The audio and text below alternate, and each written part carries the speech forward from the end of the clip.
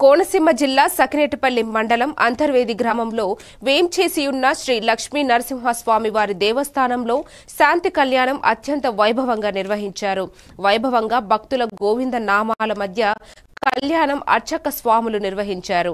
ఈ కార్యక్రమంలో ప్రధాన అర్చక శ్రీనివాస కిరణ్, రంగాచార్యులు, ఆలయ సూపరింటెండెంట్ పి విజయ్, అర్చక సిబ్బంది అధిక సంఖ్యలో భక్తులు పాల్గొన్నారు.